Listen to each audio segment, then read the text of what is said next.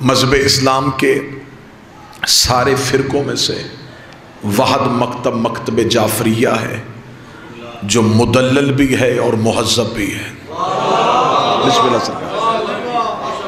جتنے بھی مذہب اسلام کے فرقے ہیں ان میں سے واحد فرقہ آل محمد کے ماننے والوں کا ہے، یہ مہذب بھی ہے اور مدلل بھی ہے۔ ہم بغیر دلیل کے نہ کسی کو مانتے ہیں، نہ ہم بغیر دلیل کے کسی کو چھوڑتے ہیں۔ ہماری محبت بھی ہے تو کسی وجہ سے، ہماری نفرت بھی ہے تو کسی وجہ سے۔ زمانہ صدیوں سے ہم پہ یہ اعتراض کر رہا ہے کہ شیعہ فلاں کو نہیں مانتے، فلاں کو نہیں مانتے، فلاں کو نہیں مانتے، فلاں کو نہیں مانتے، بلکہ سوال یہ ہونا چاہیے تھا کہ کیوں نہیں مانتے۔ ہماری شیعت اس کیوں کے اندر چھپی ہوئی تھی، ہماری شیعت اس کیوں کے اندر ہے۔ ہم مدلل ترین لوگ ہیں، مہذب ترین لوگ ہیں، ہمارے ہاں شرط دلیل ہے، اور یہ واحد مسلک ہے۔ واحد مسلک یہ فقہ جعفریہ ہے، یہ روایتوں سے نہیں لیا گیا، قرآن کی آیتوں سے لیا گیا۔ بسم اللہ سر۔ یہ واحد مسلک ہے جہاں راوی کو حجت نہیں مانا گیا، معصوم کو حجت مانا گیا ہے۔ ہم نے یہ نہیں دیکھا کہ کس راوی نے کیا لکھا ہے، ہم نے یہ دیکھا کس معصوم نے کیا کہا ہے۔ ہمارے ہاں ایک بھی کڑی غیر معصوم کی نہیں آئی۔ ہمیں مجتہد نے بھی کہا ہے نا کہ یہ کرو، تو ہم نے اس سے بھی پوچھا ہے کہ تو نے کس معصوم سے سنا ہے۔ ہمارے ہاں غیر معصوم کو ایک لمحے کے لیے بھی مستند نہیں سمجھا گیا۔ ہمارے ہاں سند قرآن ہے، حدیث پیغمبر ہے، پھر فرمان معصوم ہے۔ یہ مذہب اسی روش پہ چلتا آ رہا ہے اور ہم آج تک قائم ہیں، اور اتنے اہل علم لوگوں کے درمیان کھڑا ہو کے برسر منبر اپنی خطیبانہ ذمہ داری کو سمجھتے ہوئے قرآن کے سامنے برملا یہ اعلان کر رہا ہوں کہ واحد اسلام کے فرقوں میں سے ایک مکتب مکتب جعفریہ ہے جو اپنے مذہب کی ہر چیز قرآن سے ثابت کر سکتا ہے۔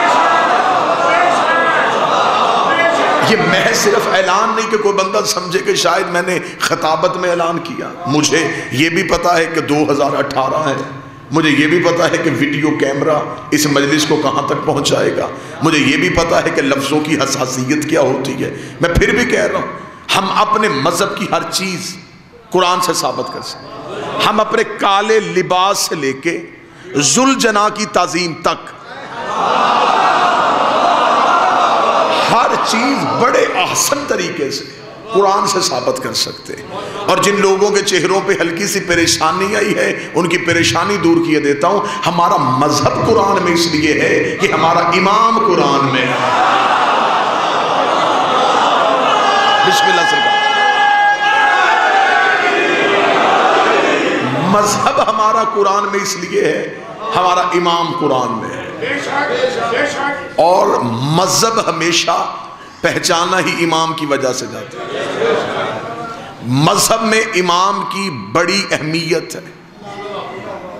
جن کے ہاں امام کی اہمیت کم تھی انہوں نے نعرہ بلند کر دیا کہ اعمال اچھے ہونے چاہیے، اعمال ٹھیک ہونے چاہیے، قیامت والے دن فیصلہ اعمال پہ ہونا ہے۔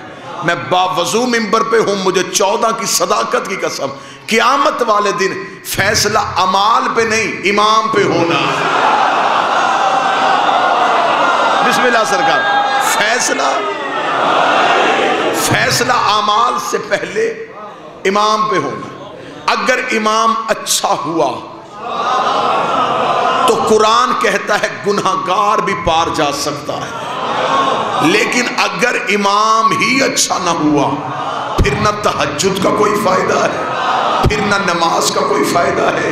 اعمال تلنے ہیں امام کی وجہ سے، اعمال دیکھے جانے ہیں امام کی وجہ سے۔ جن بندوں کے ہاں امام اچھا نہیں تھا انہوں نے اعمال پہ زور دے دیا، جن کا امام اچھا تھا انہوں نے اعمال کو چھوڑ دیا، جبکہ خدا نے قرآن میں کہا ہے کہ اعمال کی وجہ سے نہیں، امام کی وجہ سے بخشش کا فیصلہ ہونا ہے۔ کوفے کے منبر پہ امیر ممکنات بیٹھے تھے، ایک سائل نے آ کے ہاتھ جوڑے، اس نے کہا یا علی یہاں ہم آپ کو بلاتے ہیں، آپ ہماری مدد کر دیتے ہیں، لیکن یا علی اگر میدان محشر میں ہماری نیکیاں کم ہو گئی، ہمارے گناہ زیادہ ہو گئے، وہاں ہم آپ کو مدد کے لیے بلائیں تو کیا یا علی آپ وہاں بھی ہماری مدد کریں گے؟ مولا علی نے جملہ کہا مومن کے سینے میں ٹھنڈک کے لیے۔ علی مسکرا کے فرماتے ہیں جہاں اعمال تلنے ہیں وہاں میں علی تمہارا انتظار کروں گا، جہاں اعمال تولے جائیں گے وہاں میں علی تمہارا انتظار کروں گا۔ اس نے کہا یا علی اگر ہم وہاں تک پہنچ گئے تو یا علی کوئی نشانی بتائیے، آپ کے سر پہ تاج ہوگا، کوئی نورانی تخت ہوگا، کوئی نوری محل ہوگا، کوئی مقدس حجاب ہوگا، کہاں آپ کو ڈھونڈیں گے؟ علی مسکرا کے فرماتے دائیں بائیں ڈھونڈنے کی ضرورت ہی نہیں، انا صاحب المیزان، ترازو ہی علی کے ہاتھ میں ہوگا، تول ہی علی رہا ہوگا۔ اس نے کہا اچھا مولا اگر آپ تول رہے ہوں گے پھر اگر نیکیاں کم ہو گئی، آپ تو عادل ہیں، آپ تو عدل کریں گے، اگر ہماری نیکیاں کم ہو گئی تو پھر یا علی تجھے ماننے کا کیا فائدہ ہے؟ علی مسکرا کے فرماتے وہاں تک پہنچانا، اگر تمہاری نیکیوں کا پلڑا ہلکا ہوا تو ہم فرشتوں سے کہیں گے ایک پلڑے میں اس کے گناہ رکھ دو، دوسرے میں ہماری ولا رکھ دو، ایک میں گناہ رکھے جائیں گے دوسرے میں ہماری ولا رکھی جائے گی، پھر ہم دیکھیں گے تمہیں تمہارے گناہ جہنم میں لے کے جاتے ہیں یا ہماری ولایت جنت میں لے کے جاتے ہیں۔ بسم اللہ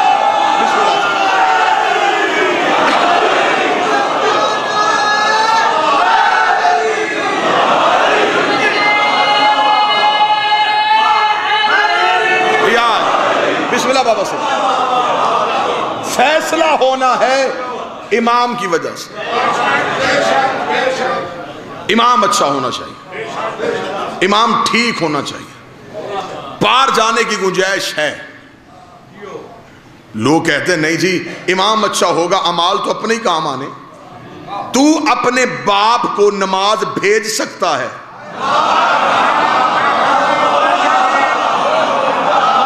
اس کا مطلب ہے کہ اعمال ٹرانسفر کیے جا سکتے، پڑھے کوئی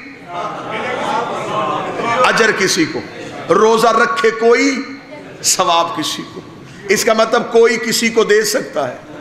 تو جب تو باپ کو دے سکتا ہے علی نوکروں کو نہیں دے سکتا۔ مولا امیر المومنین نے اپنی نمازوں میں سے تو ہمیں نمازیں اٹھا کے دینی نہیں، کائنات کی عبادتیں بھی تھوڑی پڑ گئیں، اور علی کی خندق کی ایک ضربت جو ہے وہی ثقلین کی عبادتوں سے افضل ہے۔ لہذا دنیا میں کوشش کرنا امام ٹھیک رہے، امام اچھا رہے۔ اب یہ نہیں کہ صرف علی کو مان لیا ہے تو اب یہی نہیں، اب ساری زندگی علی ولی اللہ پہ پکے رہنا، ولایت علی کے دامن کو نہیں چھوڑنا۔ زمانہ لاکھ سازشیں کرے گا، زمانہ بن بن کے تمہارے سامنے آئے گا، لوگ تم سے علی چھیننے کی کوشش کریں گے، کوشش کرنا سب کچھ دے دینا، علی نہ دینا، گھر دے دینا، سر دے دینا، اولاد دے دینا، مال دے دینا، علی نہ دینا۔ تمہارے آخری سہارے کا نام علی ہے، لہذا امام بہتر ہونا چاہیے۔ میں نے دعویٰ کیا اور کبھی بھی زندگی میں قوم کو تنہا چھوڑ کے میں مجمع جانے کا قائل نہیں کہ میں نے ممبر پہ دعویٰ کیا میں یہاں سے چلا جاؤں لوگ پریشان رہیں کہ دعوے کی حد تک ہی رہ گیا، دلیل ایک بھی نہیں دے کے گیا۔ قبلہ جابر صاحب میں نے دعویٰ کیا کہ امام اچھا ہو گناہگار پار ہو سکتے ہیں، سرکار گناہگار امام ہو تو نیک بھی جہنم میں جائیں گے۔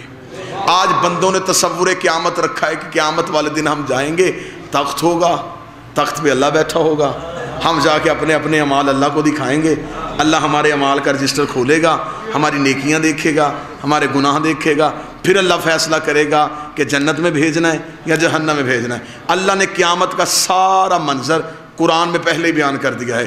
خدا نے کہا دنیا میں ان لالچ ان چکروں میں نہ رہنا کہ تم نے قیامت والے دن آ کے اللہ کو حساب دینا ہے۔ خدا کہتا میں محشر کے میدان کا منظر ابھی بتا دیتا ہوں، میں نے ایک ایک بندہ اٹھا کے اس کے اعمال نہیں دیکھنے۔ خدا کہتا میں نے تمہیں بلانا ہی امام کے نام پہ۔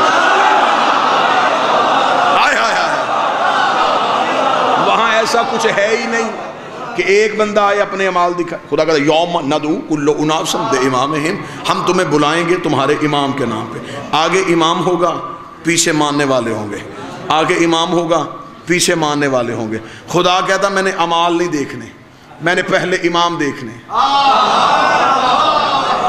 قبلہ تشریف فرمائیں وَجَعَلْنَا أَئِمَّةً يَدْعُونَ إِلَى النَّارِ، اور کچھ امام ہی جہنم میں نہیں جائیں گے، ماننے والوں کو بھی جہنم میں لے جائیں گے۔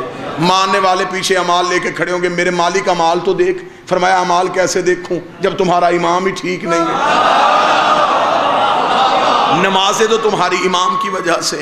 اب اس کا مطلب ہے کہ قیامت والے دن پہلے امام دیکھے جانے ہیں، امام سے فیصلہ ہونا ہے کہ ماننے والے کیسے ہیں۔ جس کا امام جنتی اس کے ماننے والے جنتی، جس کا امام جہنمی اس کے ماننے والے جہنمی۔ جتنا نوجوان طبقہ بیٹھا اگر میری بات پہ یقین کرے تو میں یہ بات منبر پہ پورے وثوق کے ساتھ کہنے لگا ہوں، امام جنت میں جائے گا تو ماننے والے جنت میں جائیں گے، امام دوزخ میں جائے گا ماننے والے دوزخ میں جائیں گے۔ ہم مطمئن ہو کے لحد میں سو جاتے ہیں، ہمیں پتہ ہے ہمارا امام صرف جنتی نہیں، مالک جنت۔